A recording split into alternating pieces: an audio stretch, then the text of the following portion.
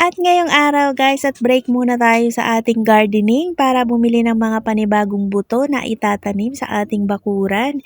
Pero bago yan, bili muna tayo ng pampalamig ng ulo. Charot! Pero syempre, bibili muna tayo ng pampalamig guys dahil medyo maalinsangan ngayong araw. At ito naman si Kuyang Crew. Chinacharot-charot ako dito mga besh. Dahil gagandahan niya daw ang presentation ng aming orders. Pero mukhang effective naman itong si Kuya at medyo mapapatip ang inyong beshi. Dahil itong si Kuya talagang super effective naman kung magcharot-charot. Grabe. Pero in fairness, ang babait naman nila sa amin. Kaya, 2 thumbs up kayo sa amin, guys. Good luck sa inyong business.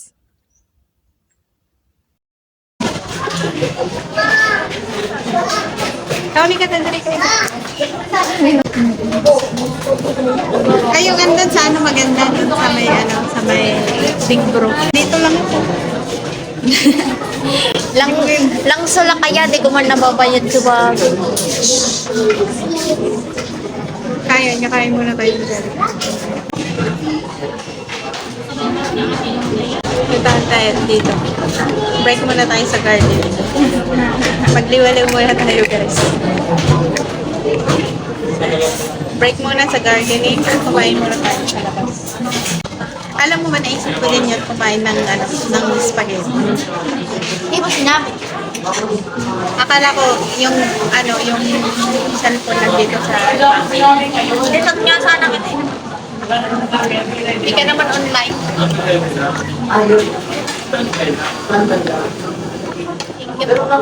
Thank you. Yun na akin.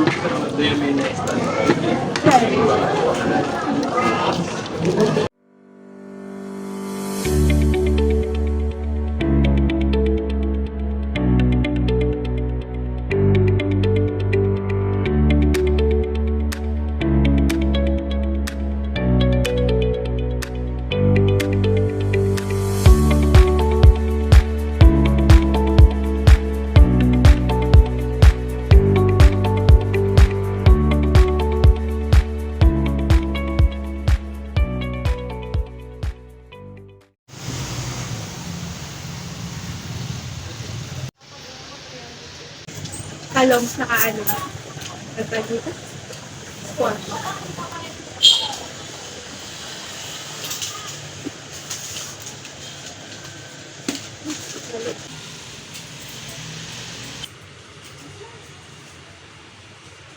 At syempre guys, bili-bili din tayo ng mga kailangan natin sa bahay dahil medyo ilang linggo din akong hindi nakapamili kaya wala na tayong stocks. At guys, dito sa supermarket sa aking pag-ikot-ikot, meron akong nakitang mga buto. Kaya medyo napudol ang inyong beshi at napabili ako. Ayan guys, yung aking nabili. So ayan, break muna tayo sa ating gardening at mag-ano muna tayo ngayon. Chill-chill lang muna tayo ngayon guys. Chill-chill. At may kasama tayong fresh. Fresh from 6 feet under. So chill-chill lang muna tayo guys. At bukas, magtatanim na naman ulit tayo dahil may bago tayong mga putong nabili ngayong araw. Hello guys, at nandito na naman po ako guys at nako kahapon di ko na natapos ang aking vlog kasi medyo na-grocery ang inyong beshi. So ngayon guys, mag-haul ako ng aking mga seeds na nabili.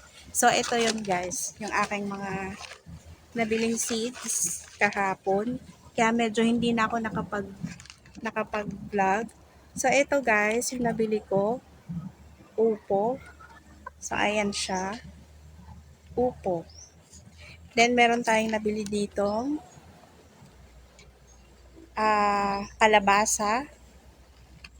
At meron ditong ampalaya. So, bumili ako ng bago guys para sure na may tutubo sa ating ampalaya. At meron din ako ditong nabiling sweet corn guys. Ayan. Sweet corn. So, makakapagtanim din ako sa wakas ng sweet corn. At meron ako ditong nabiling talong. So, ayan siya guys. O, di ba? Talong. At meron ako ditong nabiling sitaw. So, ayan yung mga itatanim natin sa ating bakuran. Dahil advance tayo mag-isip. So, meron na ako dito guys na binabad overnight. So, nagbabad ako ng upo at saka kalabasa para maitanim. Pero, bago yan guys, bago yan, syempre, pag magtatanim ng upo at kalabasa, syempre meron yung, dito, yung gagapangan ng upo tsaka kalabasa. So, tara guys, samahan niyo muna kaming gumawa ng gapangan ng upo tsaka kalabasa. So, let's go guys.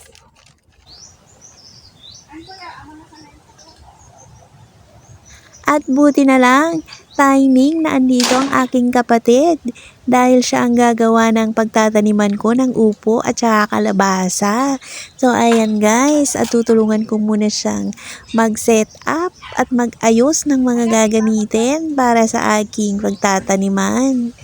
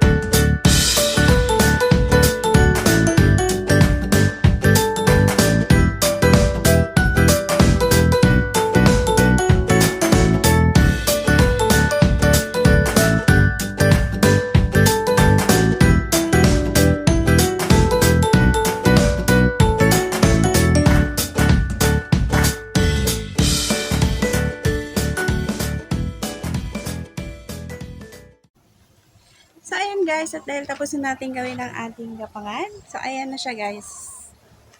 O, diba? Tara, lapitan natin. So, ito na siya guys. Tingnan nyo. So, ito na ang ating nagawang gapangan. So, dyan natin itatanim ang ating upo at saka kalabasa. Magtanim na tayo guys.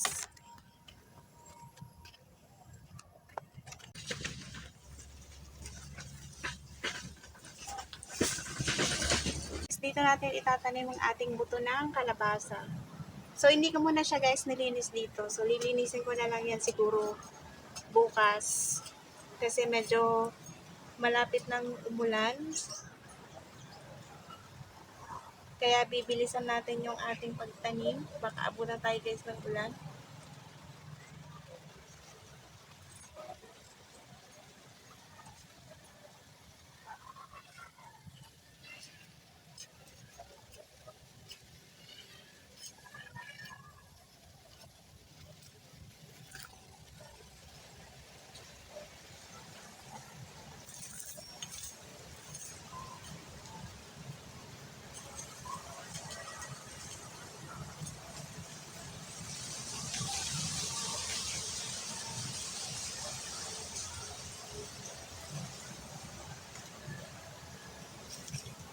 syempre guys, lalagyan natin ng palatandaan.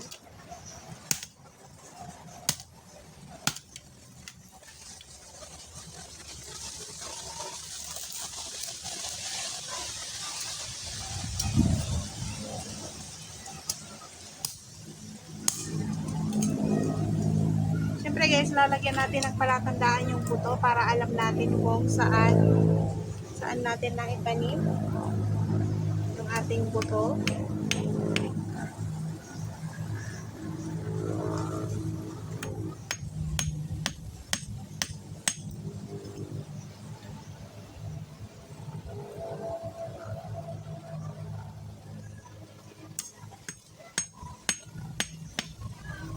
Ayan na siya guys.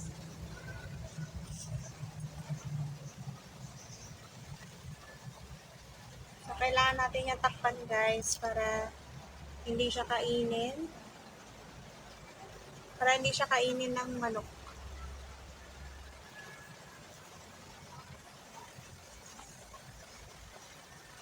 Dito naman natin itatanim ang ating upo at lalagyan lang natin ng tig-isang buto.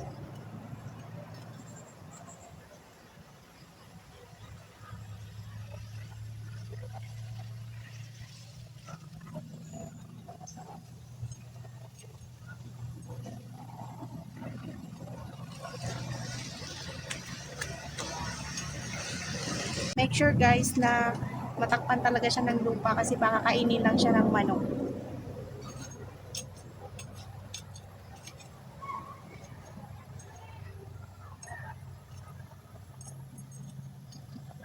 Ayan.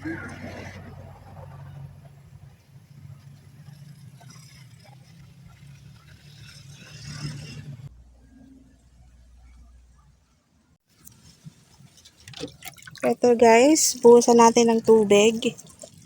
And make sure na natatakpan talaga siya ng lupa para hindi siya kainin ng mga manok. So, ayan.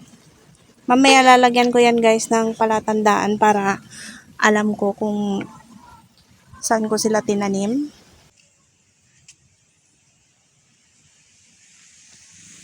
Dahil tapos na tayo magtanim ngayong araw. So, sana samahan nyo ulit ako sa aking mga susunod na vlogs, guys. Dahil tingnan nyo, oh, sa aking likuran.